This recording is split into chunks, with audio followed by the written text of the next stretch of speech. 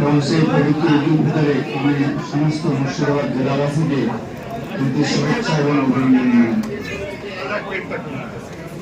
আপনারা সকলে অবগত আছেন গত 10ই মার্চ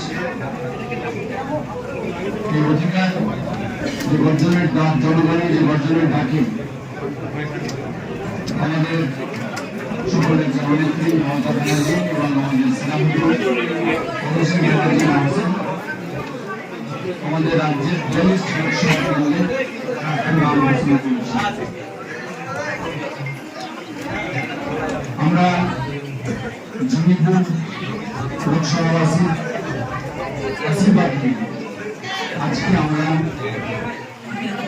মুর্শিদাবাদ জেলা শাসকের দপ্তরে আমরা রিটার্নিং অফিসারের কাছে আমাদের মনোনয়নপত্র জমা দেওয়ার জন্য যাচ্ছি। সঙ্গে রয়েছেন আমাদের আরো একজন আমাদের প্রার্থী দলের আমার সিনিয়র লিডার আবেদন রহমান, তিনি আজকে জমা দেবেন। আপনাদের মাধ্যমে আমি মুর্শিদাবাদ জেলাবাসীর কাছে আমার আবেদন,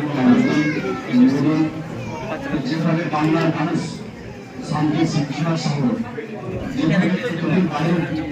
যে ভাবনা আমাদের নেত্রী মমতা ব্যানার্জি বলেছেন সেটাকে আরো এগিয়ে নিয়ে চলা এবং প্রতিটি পরিবারে সে উন্নয়ন অব্যাহত থাকে সেটাকে লক্ষ্য রেখে যে দুই প্রার্থীকে আপনারা আগামী দিনে যেভাবে 2019 সালে আপনারা দুহাত তুলে দেওয়া আশীর্বাদ এবং ভোটকে জয়যুক্ত করে এলাকার উন্নয়নের কাজে সামিল করিয়েছিলেন, আমি 2024-এর জন্য আমাদের এই প্রার্থীর জন্য এবং আগামীতে আমাদের ঈশ্বর সাধারণ তিনি আমাদের ব্যয় করবেন এটার জন্য আমার সকলের কাছে আবেদন যে 2019-এর মতো আপনারা দেওয়া আশীর্বাদের মধ্য দিয়ে আমাদের এই তিন প্রার্থীকে জয়যুক্ত করবেন।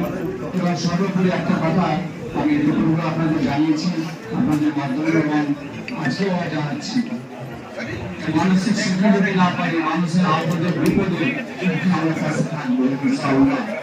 কাজে মানুষের পাশে থাকাটা হচ্ছে আমাদের জনপ্রতিনিধির প্রথম কাজ, সেই কাজটা আমরা অবশ্য রাখবো এবং এলাকায় যেন প্রতিটি পরিবারের সঙ্গে আমরা যুক্ত হতে পারি সেই জায়গাটা আমরা রাখবো।